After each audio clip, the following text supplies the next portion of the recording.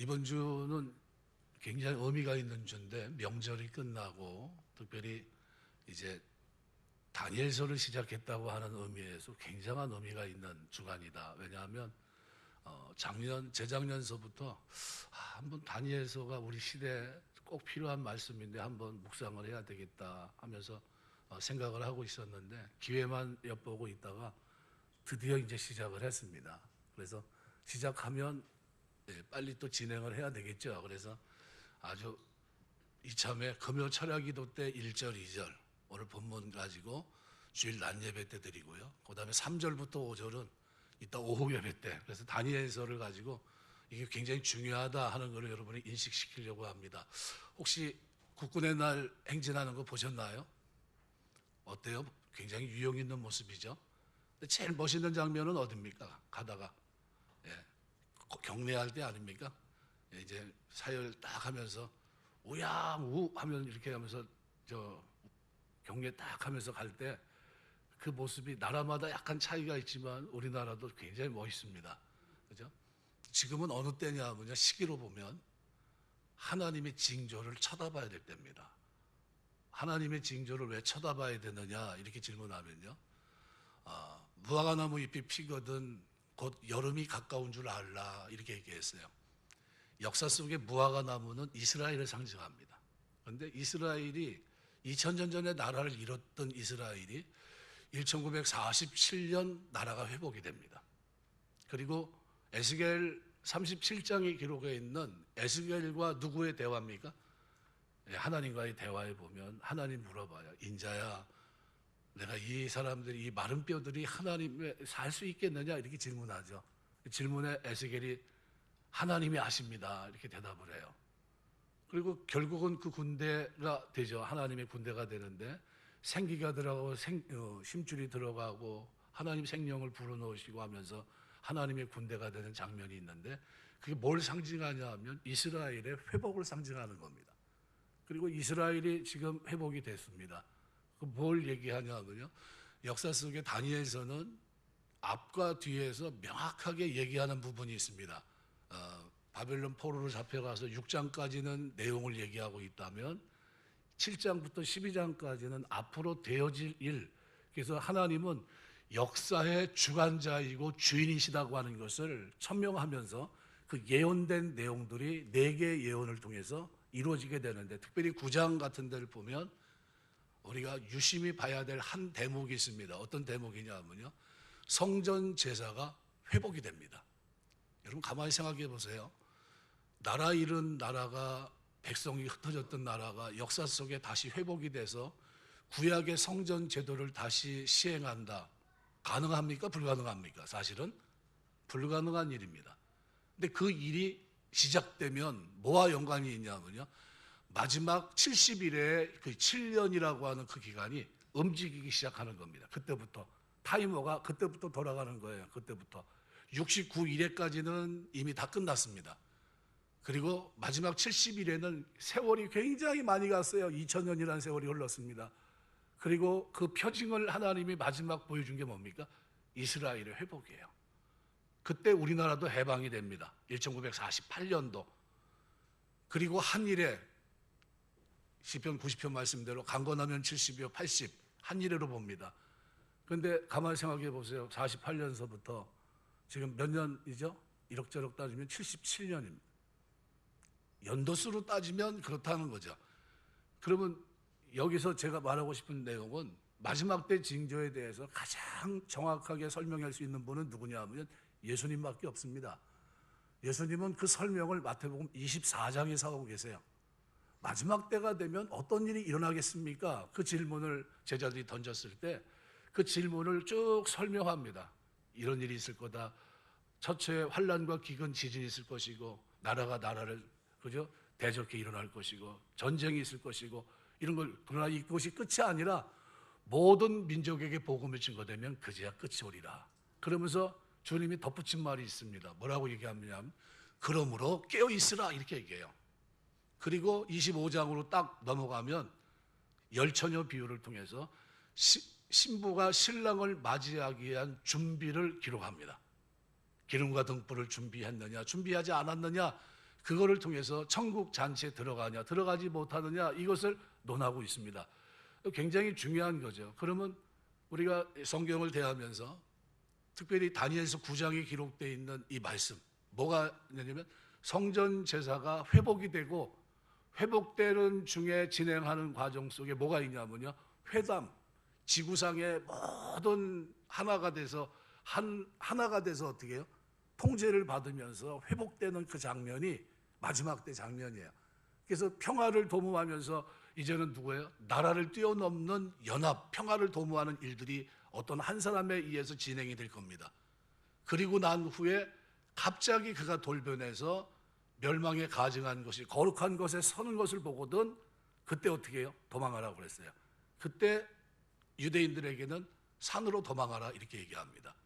그 뭘 얘기하냐면요, 우리가 얘기하는 후 3년 반 그 심판에 대한 메시지가 그때는 믿는 사람들의 뭐가 있습니까? 환난, 핍박이 있을 그때입니다. 무천년을 주장하는 사람들은 우리에게 그런 환난은 없고 바로 휴거할 거다 얘기하시는 분도 있고요. 역사적 전천연설을 가지고 있는 그것을 입장을 고수하고 있는 초대교회 교부서부터 많은 분들은 거기에 이제 준하는데, 그런 분들은 반드시 어떻게 해요? 7년 환난, 그리고 3년 반의 환난이 있을 거다. 그래서 믿음이 소중하다 이렇게 얘기합니다. 그러면 요한계시록은 다니엘서가 맞물려서 13장에 그 문제를 얘기합니다. 우리에게 믿음을 지켜야 될 것을 얘기해요. 하나님이 그날을 감하지 않으면 이길 자가 없을 거라는 거예요. 견딜 수 없다. 그래서 그것을 위해 기도하라 이렇게 얘기되어 있습니다. 그럼 오늘 본문에 우리가 이 내용을 우리가 다루려고 하는데요, 다니엘서는 언어가 두 가지 언어로 기록이 되어 있습니다. 히브리어와 아람어죠. 그래서 다니엘서 1장 그리고 8장에서부터 12장까지는 히브리어로, 2장에서 7장까지는 아람어로 기록이 되어 있습니다. 모국어인 히브리어와 바벨론에 살면서 배우고 사용한 아람어, 이것이 다니엘에게는 능통했던 언어이기 때문이죠. 이 다니엘의 기록은 히브리 사람들과 바벨론 사람들에 따라 언어를 달리 기록했다 이렇게 봅니다. 그래서 이 두 부분에 등장하는 중요한 인물을 알아보는 것은 다니엘서를 이해하는 데 많이 도움이 됩니다. 앞에 부분 1장과 8장, 12장이 기록되는 히브리어, 이 첫째 부분의 주인공은 바벨론 제국을 세운 느부갓네살이고요. 두째 부분 2장에서 7장까지 기록된 아람어, 이 부분은 주인공이 역사의 인물인 북방왕과 관계되어 있습니다. 그래서 느부갓네살은 범죄한 유대를 치는 하나님의 도구로서 쓰임 받았다고 한다면, 둘째 부분의 북방한 안티오쿠스 에피파네스라는 이 사람은 유다와 하나님을 대적한 사악한 왕이죠. 그의 행악은 마지막에 나타날 적그리스도의 모형이기도 합니다. 역사를 다루면서도 그 역사의 함축된 종말을 다룬 거죠. 그래서 다니엘이 12장뿐이 기록을 안 했는데요, 근데 대선지자 속에 속합니다. 왜냐하면 역사의 가장 중요한 기록을 그가 하고 있기 때문에 그래요. 뭐 이사야서 같이 뭐 그냥 60장이 넘어가고 예레미야처럼 뭐 그런 에스겔 뭐 이런 대선지자들과 비교할 때 오히려 좀 소선지자인데도 불구하고 더 많이 기록한 사람들이 많아요. 그런데 내용이 너무나 중요하다는 겁니다. 그래서 다니엘은 뭘 강조하냐 하면 역사의 주관자는 주권은 하나님께 있고 하나님이 역사를 주관하신다. 메데 바사 로마 모든 왕이 세워지고 무너지는데도 하나님이 역사하셨고 마침내 역사의 마지막 70일에는 그 일을 통해서 하나님이 약속한 언약대로 나에게 보여준 대로 진행할 거다. 그게 9장 14절이에요. 그래서 그 9장 말씀을 보시면 잠깐 찾아볼까요? 다니엘서 9장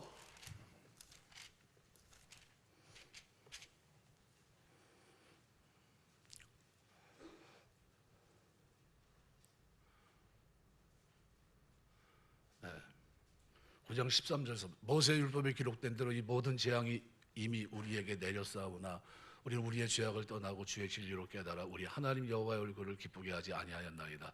그러므로 여호와께서 이 재앙을 간직하여 두었다가 우리에게 내리게 하셨사오니 우리의 하나님 여호와께서 행하시는 모든 일이 공의로우사 우리가 그 목소리를 듣지 아니하였음이니이다.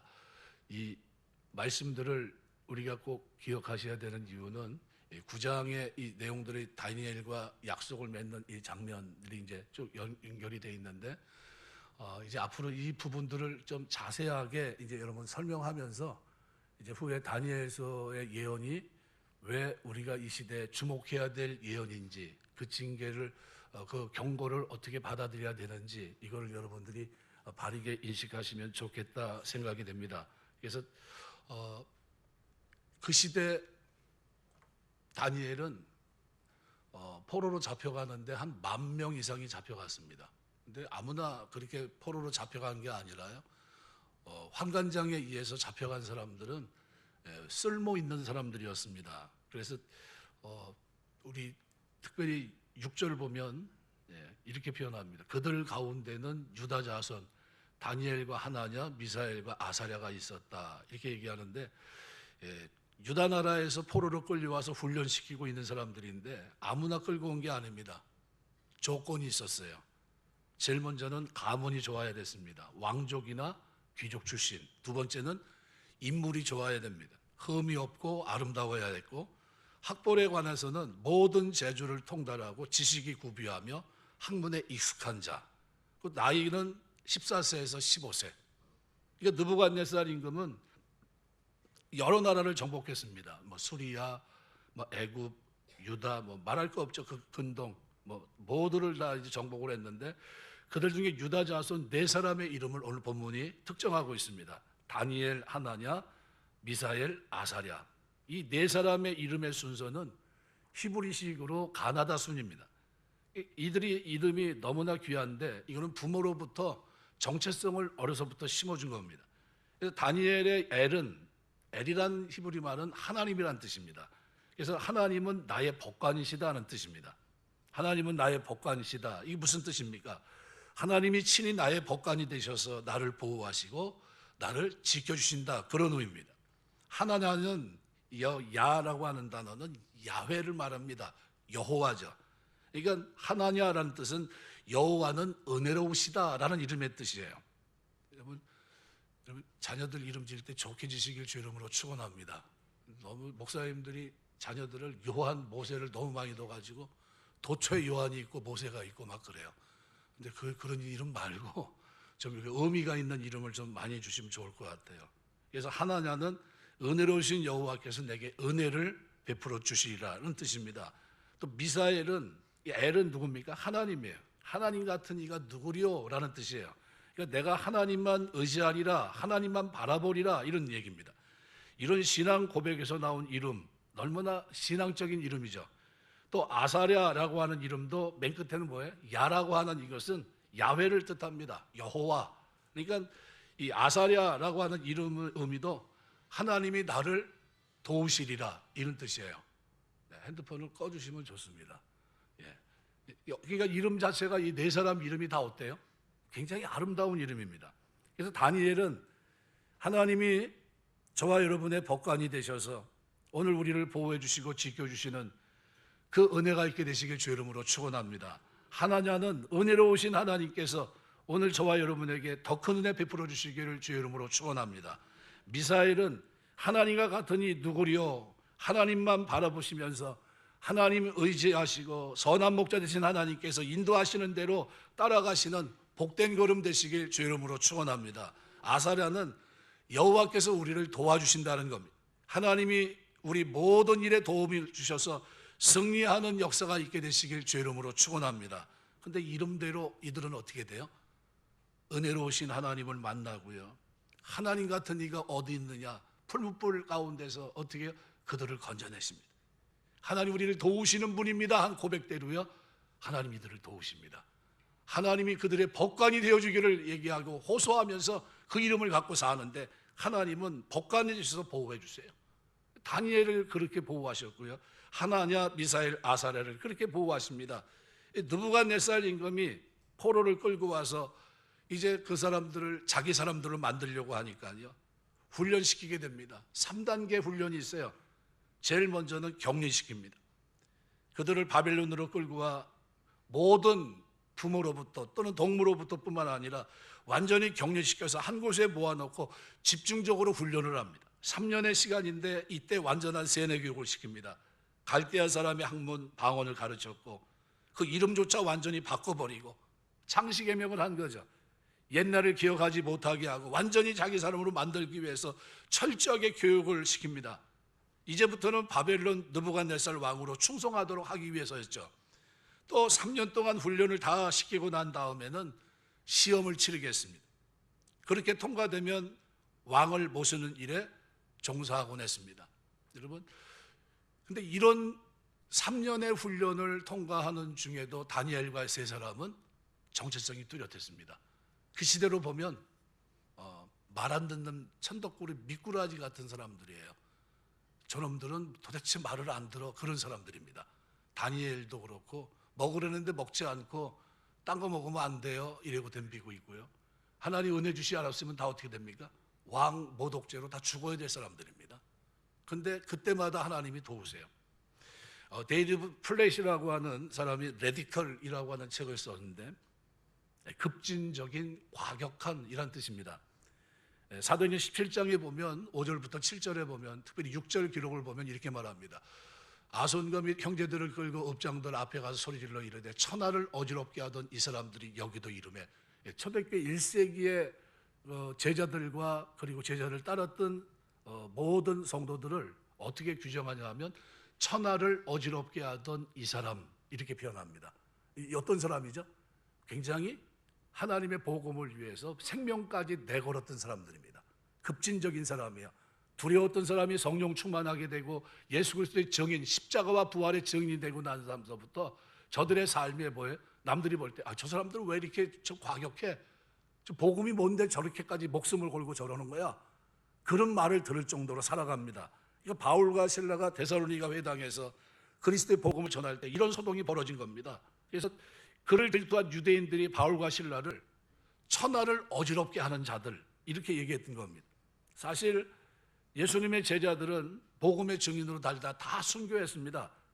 야고보는 헤롯에게 칼로 죽임을 당했고 누가는 그리스에서 나무에 달려 교수형을 당했고 도마는 인도까지 가서 복음을 전하다 창에 찔려 인두로 고문당하다가 산채로 화형을 당했고 빌립은 고문당하다가 십자가에 매달렸고 마태는 에디오파에서 등에 칼을 맞아 순교했고 바돌로메는 아르메니아 여기서 매를 맞아 죽었고 예수님의 친동생 야고보는 예루살렘 성전 남동쪽 꼭대기에서 땅으로 던져졌고 열심당 시몬은 시리아 총독에게 십자가 처형을 당했고 다데오는 메소포타미아에서 몽둥이에 맞아 죽었고 배신자 가룟유다를 대신해 선출된 마띠아는 돌에 맞아 죽은 뒤 다시 참수를 당했고 베드로는 로마에서 십자가에 거꾸로 달려 순교했고 바울은 목이 잘렸고요. 사도 요한만 남았는데 그는 펄펄 끓는 기른 가마솥에 들어가서 죽지 않자 도미티아누스 황제가 밤모섬에 유배시킵니다. 근데 그의 측근두가 하나 반란을 일으키죠. 그래서 어떻게 해요? 18개월 만에 다시 돌아와요. 그리고 이제 살아가는데 마지막까지 그가 죽으면서 자기 무덤을 파라고 하고 거기다 자기 겉옷을 깔고 그리고 거기서 이제 죽게 되죠. 마지막으로 남긴 말이 뭐냐 하면 하나님은 사랑이십니다. 여러분 서로 사랑하셔야 됩니다. 이 말을 남기고 갔어요. 이 사람들은 초대교회 예수 그리스도를 따르는 사람들은 적어도 그들은 레디칼, 급진적인 아주 천하를 어지럽게 하는 누가 봐도 복음에 미친 사람들이었습니다. 정상적인 눈으로 볼 때 그들은 과격한 비정상적인 사람으로 보입니다. 진짜 정상적인 노말, 정상적인 사람이 바로 이 레디칼한 사람이었던 거죠.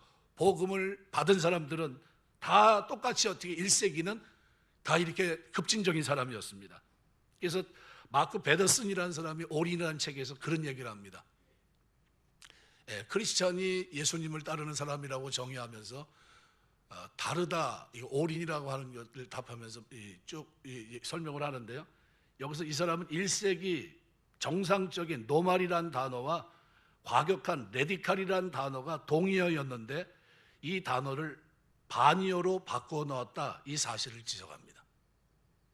우리가 21세기를 살고 있는데요. 21세기를 좀 메가더 목사님은 뭐라고 표현을 했냐 하면요, 이 솥단지에 들어가 있는 개구리로 표현했습니다. 솥단지에 개구리가 들어갔는데 밑에서부터 불을 떼요. 처음에는 어때요? 처음에는 천천히 이제 조금 미지근해지고 조금 따뜻해지고 조금 뜨거워지고 아주 펄펄 끓게 되죠.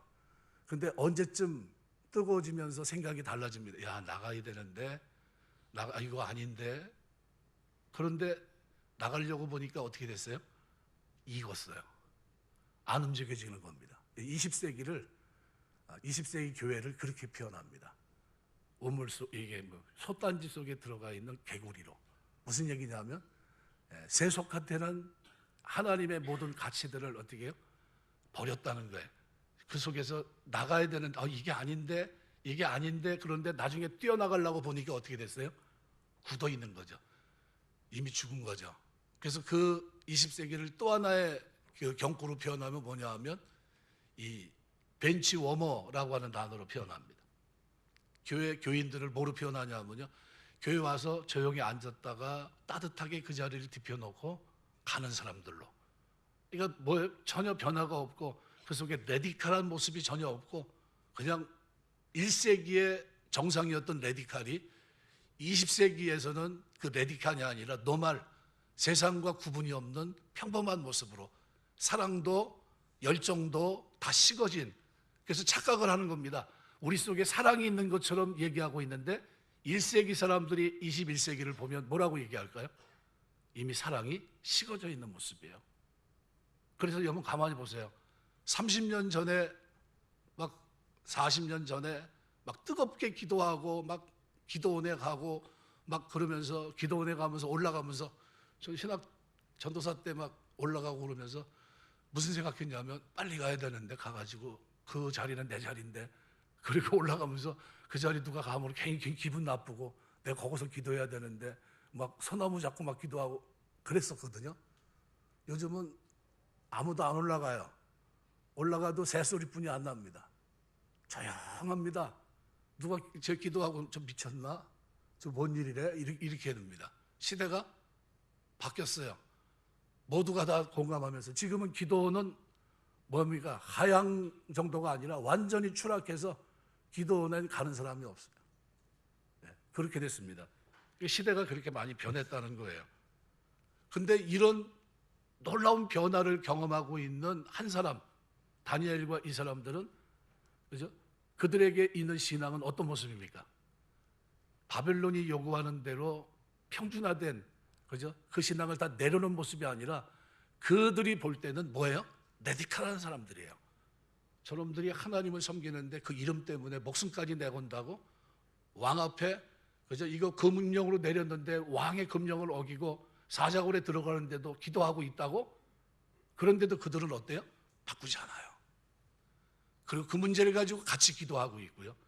그리고 심지어 이름을 바꿨는데도 그 이름을 쓰질 않아요.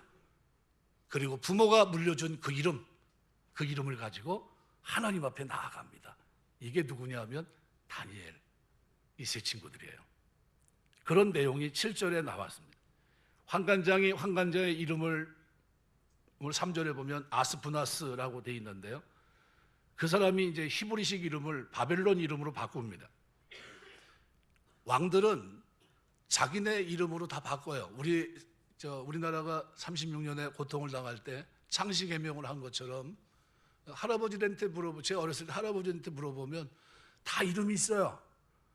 뭐 낙가무라서부터 해가지고 뭐 이상한 이름들을 다 가지고 있습니다. 창세기 41장 45절에 요셉의 애국식 이름이 나옵니다. 사브낫 바네아.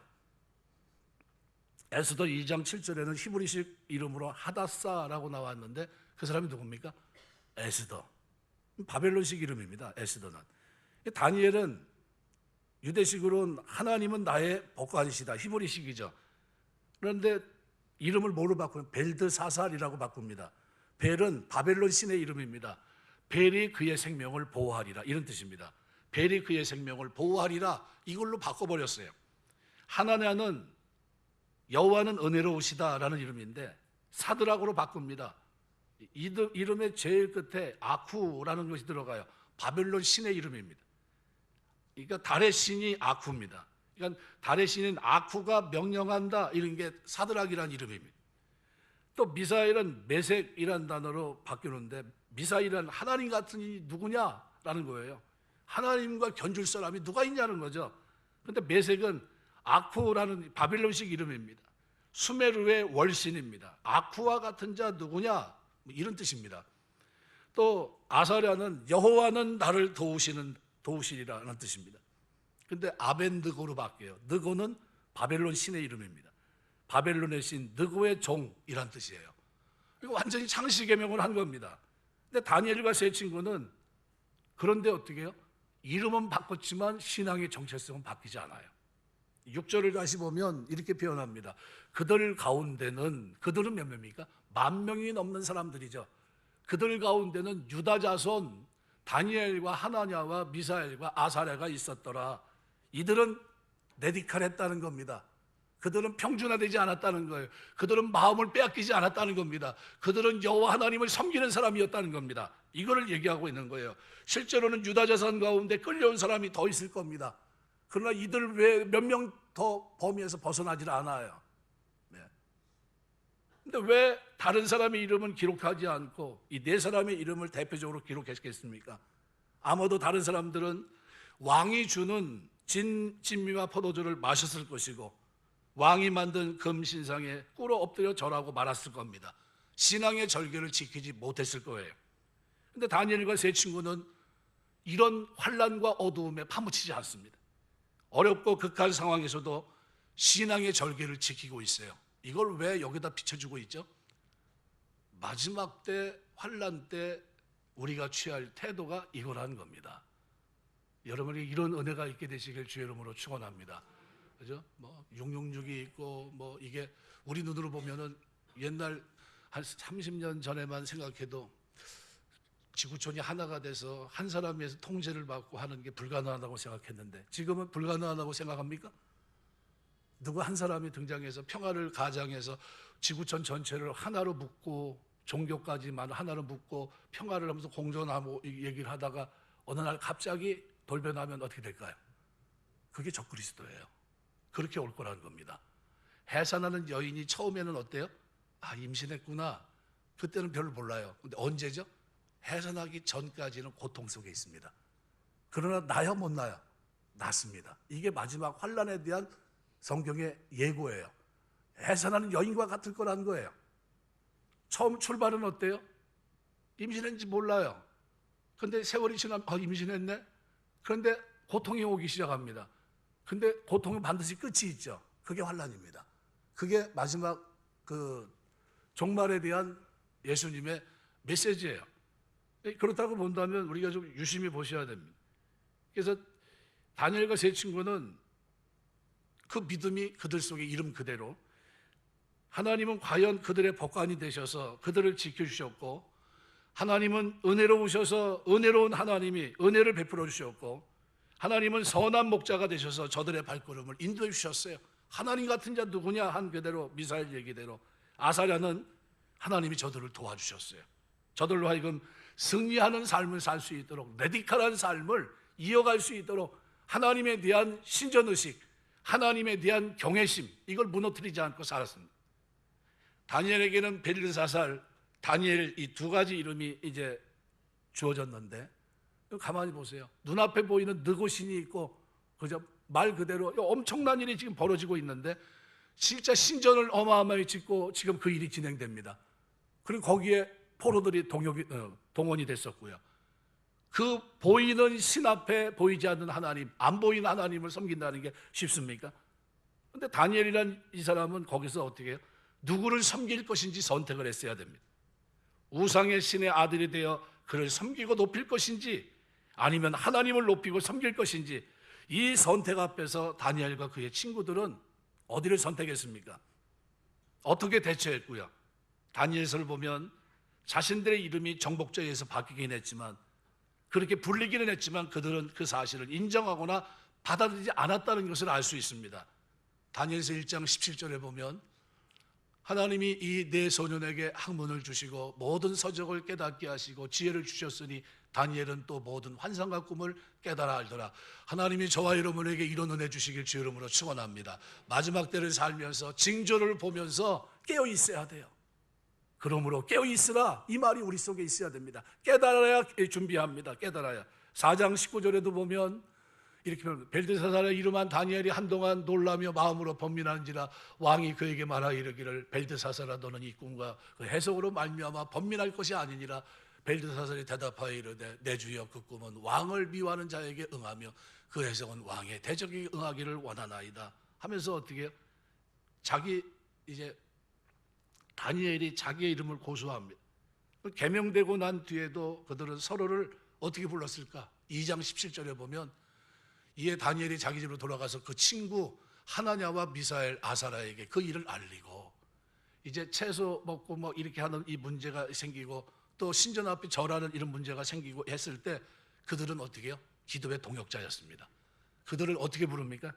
하나님은 나의 도움이시고 하나님 같은 이가 어디 있으랴 하면서 하나님이 은혜로우신 분이다 이걸 하면서 그들의 이름을 부르면서 어떻게 해요?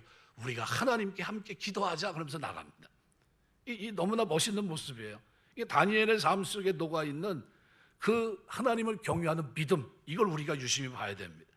다니엘서 7장 15절에도 보면 나 다니엘이 중심에 근심하며 내 머릿속에 환상이 나를 범민하게 한지라. 이게 다니엘이 자기의 이름을 계속 그렇게 얘기합니다. 8장 1절도 나 다니엘이, 또 8장 15절에도 나 다니엘이 환상을 보고. 이게 다니엘은 자신을 어떻게 부르고 있습니까? 원수들이 그 정체성을 말살하려고 하고 신앙의 대상을 바꾸라고 강요할 때도 다니엘은 끝까지 지켰던 겁니다. 결국 하나님은 다니엘과 함께 하셨습니다. 하나님 같은 자 누구냐? 하나님은 은혜로우시다. 하나님은 나의 도움이시다. 하나님은 나의 심판자가 되신다 한 그대로 그들은 자신의 생각을 바꾸지 않습니다. 다니엘을 벨드사살로, 하나냐를 사드락으로, 미사엘을 메삭으로, 아사랴를 아벳노고로 바꾸라고 강요했지만 그들은 이름을 바꾸지 않아요.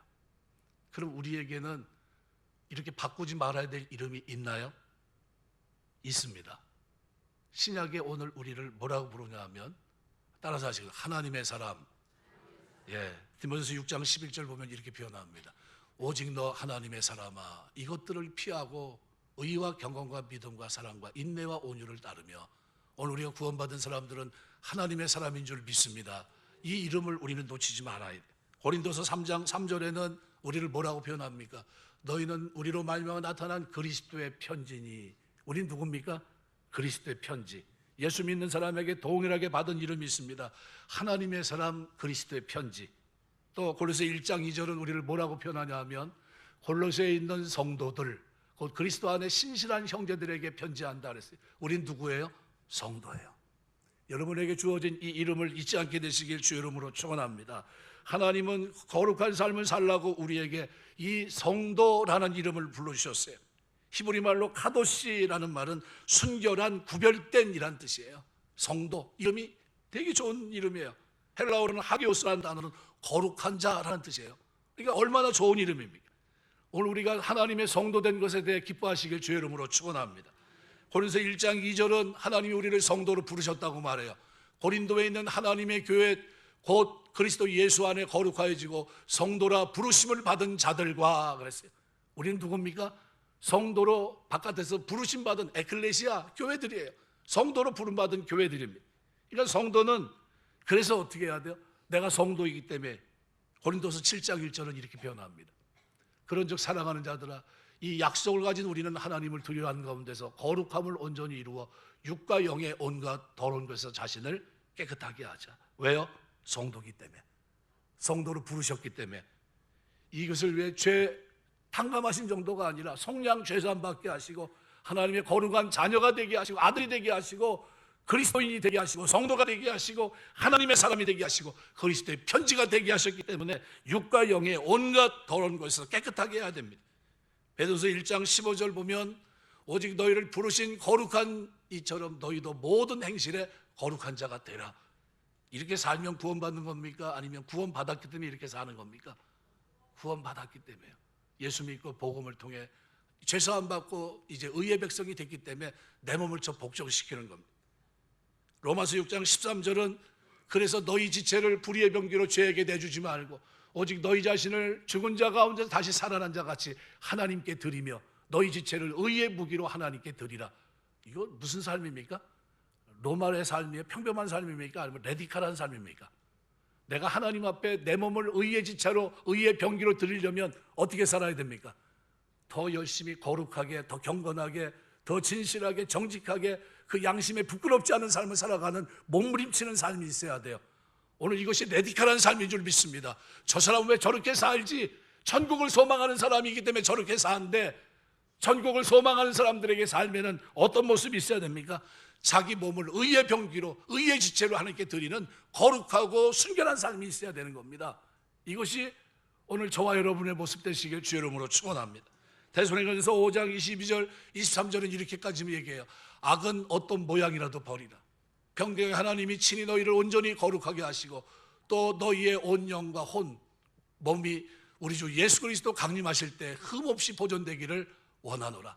뭐예요? 신부의 모습, 신랑이 오시는데 신부가 흠없이 보존하려면 어떻게 해야 됩니까? 정결한 처녀가 돼야 되죠. 우리에게는 또 다른 이름이, 멋있는 이름이 하나 좋습니다. 초대교회가 레디칼한 삶을 살아내면서 그들에게 붙여진 멋있는 닉네임이 하나 있습니다. 그게 뭐냐 하면 그리스도인이라는 얘기예요. 그리스도를 닮아가는 사람들이란 뜻이에요. 사도행전 11장 26절을 보시면 만남에 안디옥에 데리고 와 둘이 교회에 1년간 모여있어 큰 무리를 가르쳤고 제자들이 안디옥에 비로소 그리스도인이라 일컬음을 받게 되었더라. 여러분이 신앙생활 하면서 여러분 주변에서 여러분들을 지명할 때 저 사람이 이제 진짜 예수 믿는 사람이야, 이 소리를 듣게 되시길 주의 이름으로 축원합니다. 저 사람하고 나하고는 별로 구분이 없어요. 저 사람이 예수 믿고 천국 간다 그러면 나도 갈 것 같아. 왜? 쟤나 나나 별 차이가 없으니까. 이러면 신앙생활 잘못한 겁니다. 그 노말이 평준화됐다는 거예요. 세속화됐다는 겁니다. 세상과 나와 구분이 안 돼 있는 거예요. 1세기에는 이 단어가 어떻게 쓰였다고요? 레디칼, 아주 격렬하게 그 복음을 전하는데 목숨까지 내놓고 신앙생활하고 사랑을 실천하는데 그렇게 자기의 목숨을 걸고 살았는데 21세기, 20세기에 와서는 어떻게 됐다고요? 마음은 있는데 생각은 없고 행동은 뒤따르지 않고 믿음이 있는 것 같은데 행위가 뒤따라가지 않는, 그죠? 그래서 어떻게 해요? 개구리가 솥 속에 있는데, 그죠? 그 속에서 어떻게 해요? 나도 모르게 익어가고 있는 거예요. 익으면 안 되는 자리에 들어가서 익으면 안 되는데 나중에 깨닫고 뛰려고 보니까 어떻게 됐어요? 익었어요. 익으면 안 되는 줄 믿습니다. 아멘 소리가 작네. 익으면 안 되는 줄 믿습니다. 세상에서 익으면 안 돼요. 교회 안에서 익으셔야 돼요. 교회 안에서. 그 안에서 레디칼하게 신앙생활 진짜 뜨겁게 열심히 있게 우리가 신앙생활 하셔야 됩니다. 찰스 쉘턴이라는 목사, 예수라면 어떻게 할 것인가 라는 책을 써서 많은 사람의 반향을 일으킨 책이 있는데요, 이 책의 주제는 뭐냐면요, 1년 동안 매일 예수라면 어떻게 할 것인가 이 질문을 던지면서 예수님의 발자취를 그대로 따르는 사람들이 있다면 우리 사회는 어떻게 될까? 생각 자체가 어때요? 레디칼하죠. 근데 이 책을 보면 맥스웰 목사님이 가난 때문에 아내와 하나밖에 없는 자식마저 잃어버리고 또 일자리도 없이 좌절과 슬픔을 잠긴 인쇄공을 만나는데, 근데 이 사람이 결국은 비극적인 죽음을 이제 요절하게 됩니다. 이런 사건을 접하면서 맥스웰 목사님이 실제 생활에서 내가 믿음과 사랑으로 산다는 것이 도대체 뭐냐? 저런 사람을 만났을 때 나는 어떻게 행동해야 되는가? 만약 예수라면 어떻게 하셨을까? 라는 질문을 던지면서 이제 삶의 매 순간 내가 예수님의 제자로 한번 이 땅을 한번 살아보자. 그래서 책임지기로 각오를 합니다. 그리고 그 다음 주일 교회 와서 이제 성도들과 함께 설교를 하면서 질문하면서 도전을 줘요. 여기에 감동된 교인 수십 명이 앞으로 1년 동안 우리가 한번 그렇게 한번 살기로 작정하겠습니다. 이런 실제적인 헌신의 삶이 이 사랑의 파문을 일으킨다고 하는 이 내용이 이 책의 요지입니다. 어떤 삶이죠? 노말의 삶이 아니라 레디칼한 삶이에요. 급진적인 삶입니다. 누가 지금 요즘 저렇게 살아? 아니 이거 저렇게까지 할 필요가 있는 거야? 사마리아 사람처럼 살아가는 거죠. 제사장도 레위인도 그냥 지나가는데 장사로 간 사람이 자기가 뭔데 자기가 의인인 것도 아니고 왜 저 사람 저렇게 살아? 그 중에 얼마 떼주고 또 데나리온을 넘겨주고 주막에 넘겨주고 내가 장사하고 돌아오면 이 사람 내가 책임질 테니까 이 사람 좀 돌봐주십시오 하면서 이렇게까지 살 필요가 있어? 그런데 지금 선한 사마리아 사람은 어떻게 살아갑니까? 그 사랑을 잊지 말아요. 어떤 사랑인가? 하나님의 사랑, 받은 사랑을 잊지 않아요. 그리고 그 사랑을 잃어버리지 않고 그 시대 속에서 어떻게 해요? 제사장도 식어졌고 레위인도 식어졌고 이런저런 핑계로 어떻게 해요? 그 자리를 피하는데, 놀랍게도 사마리아 사람은 유대인들이 개 취급하는 사람들이, 저건 사람도 아니야, 이방인과 결혼했는데 저 사람들이 무슨 예배가 돼, 아이 하나님 받지 않으실 거야, 그런 겁니다. 그래서 기도할 때 뭐까지 기도했냐면요, 하나님 내가 이방인으로 태어나지 않은 것에 대해서 감사합니다, 이렇게까지 기도했던 사람들입니다. 그런데 그 삶에 뭐가 있어요? 하나님의 말씀을, 그 사랑을 실천하는 레디컬한 역동적인 삶이 그에게 있었던 겁니다. 주님은 뭐라고 얘기합니까? 가서 너도 그와 같이 하라. 그럼 우리가 이 시대를 살아가면서 우리에게 지금 뭐가 필요하죠? 초대교회가 살아갔던 그 삶의 역동성이 우리에게 회복이 돼요. 그 사랑의 실천이 복음을 위해 증거하는 그 모습이 우리에게 실천이 돼야 돼요. 여러분이 그런 은혜가 있게 되시길 주의 이름으로 축원합니다. 그리스도인으로 그리스도처럼 말하고 행동한다면 분명히 이 세상에는 놀라운 변화가 있을 겁니다. 우리가 그 이름에 걸맞는 삶을 살아간다면 초대교회 당시 예루살렘이 변화되고 안디옥이 변화되고 마침내 로마 제국이 변화되는 것 같은 엄청난 일이 벌어질 거예요. 어떻게 해요? 하나님 이름에 걸맞는 삶을 살아갔거든요. 알렉산더 대왕이 세계를 제패하면서 가는데 놀랍게도 자기하고 이름이 똑같은 사람이 있는 겁니다. 그런데 술 망나니에다가 전쟁이 나고 하면 뒤에 숨어 있다가 나오고 뭐 이런 겁니다. 하도 그 꼴 보기 싫어서 불렀습니다. 뭐라고 얘기하면 이렇게 얘기합니다. 야, 이름을 바꾸든지 삶을 바꾸든지 둘 중에 하나래라. 너하고 나하고 이름이 똑같은데 너는 알렉산더를 하지 말든지, 아니면 알렉산더를 하려면 네가 이 삶을 뜯어 고치든지 둘 중에 하나. 여러분, 우리가 신앙생활하면서 그리스도인으로 살든지 아니면 이어가시든지 둘 중에 하나 하셔야 돼요. 나는 세상과 별 차이가 없습니다. 기도 생활에 뜨거웠던 게 언젠지도 모르겠고요. 눈물 흘린 거는 가물가물합니다. 몇십 년 전에 제가 눈물 흘린 건 있는데 지금은 아니고요. 이거는 잘못된 신앙입니다. 그래서 베드로서 2장 21절은 이렇게 말합니다. 이를 위해 너희가 부르심을 받았으니 그리스도도 너희를 위해 고난을 받으사 너희에게 본을 끼쳐 그 자취를 따라오게 하셨느니라. 예수님의 발자취를 따라오게 하는 것, 이게 목적입니다. 방법이 뭡니까? 예수님의 본받으라는 겁니다. 예수님이 어떻게 살아갔는지, 그 시대를 어떻게 레디컬하게 예수님이 살아가셨는지, 그 삶이 우리의 샘플이라는 겁니다. 사도 바울은 이렇게 얘기해요. 내가 그리스도를 본받은 것처럼 너희는 나를 본받는 자가 되라. 그럼 우리의 샘플은 그리스도예요. 사도 바울이고 1세기를 살아갔던 레디컬한 그들이 우리의 샘플입니다. 그래서 우리는 고난을 받은 이유가 뭡니까? 그리스도도 너를 위해 고난을 받으사 본을 끼쳤다는 거예요. 우리가 왜 고난을 받습니까? 이유는 천국에 대한 소망 때문이에요. 하나님이 약속한 약속. 특별히 이 길을 걸어가면서 우리가 서로에게 힘이 되시길 주의 이름으로 축원합니다. 이 교회 공동체가 왜 중요한가 하면요, 한 사람은 혼자 왔다가 구역이 편성이 안 되고 그냥 이렇게 구역 편성하자니까 뭐냐면, 저는 원래 안 해요. 원래부터 하고 태어난 사람이 누가 있어? 태어났어요. 몇 구역, 내 어느 교회 갈 거다, 몇 구역에 편성될 거다 알고 사는 사람이 누가 있겠습니까? 저희 교회 왔으니까 구역 편성해서 이렇게 같이 하고 같이 기도하고 같이 어떻게 해요?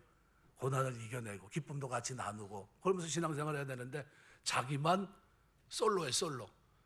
그런데 중요한 건 뭐냐면 등록도 안 해요. 그러다가 좀 나오다가 몸 일이 생기면 더 이상 더 안 나와요.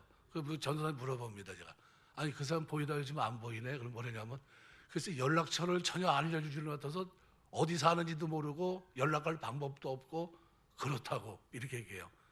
그럼 누구 잘못입니까? 그 사람 잘못이에요. 전화번호 알려달라고 그래도 안 알려주죠. 등록해라도 안 한다고 그러죠. 우리 교회 조용히 지금 나오시면서 등록 안 하고 열심히 다니시는 분이 한 가정이 있어요. 지금 몇 년째 다니세요. 그래가지고 내가 만날 때마다 뭐라 그러냐면 일부 예배 오늘도 드리고 하셨는데 이제 등록하셔야 되지 않아요? 그때 뭐냐면 웃어요. 해야죠. 근데 옆에 보면 아무도 없어. 근데 그냥 죽으라고 주일날은 나와요. 그냥 일부 옆에 보면 나오고 이제 싱글싱글 웃으면서 걷다가도 이렇게 만나면 뭐, 아, 목사님 반갑습니다. 그리고 지나가는데 주일날까지 참 좋아요. 그런데 등록은 안 해요. 등록은 안 해. 몇 년째 그래서 내가 하도 신기해가지고 도대체 등록을 왜 안 하는 거지 이해가 안 돼요. 등록하고 신앙생활 하시기 바랍니다. 여기 등록하신 분들 말고 등록 안 한 사람들이 대답을 하셔야 되는데, 예, 등록하셔야 돼요. 왜 필요하냐면요, 전도서 4장 9절 10절에 보면 두 사람이 한 사람보다 나으면 그들의 수고함으로 좋은 상을 얻을 것입니다. 혹시 그들이 넘어지면 하나가 그 동물을 붙들어 일으키려니와 홀로 있어 넘어지고 붙들어 일으킬 자가 없는 자에게 화가 있으리라. 망한다는 거예요. 내가 시험 들어서 실족해서 못 나올 때 일으켜 주셔야 돼요. 우리 어르신이 지금 시험에 들어가지고 교회 나왔는데 지금 2번이나 넘어져가지고 내가 평생 불교 믿던 사람인데 예수 믿으니까 안 되겠다. 그 옆에서 송 집사님이 어디 가셨어요? 송 집사님, 예, 반드시 일으키셔야 돼요. 권면하시고, 아니다, 그런 게 아니다. 평생 하나님 잘못 섬긴 거에 대한 징계로 너무 가볍게 2번 넘어진 거다. 이렇게 얘기하세요.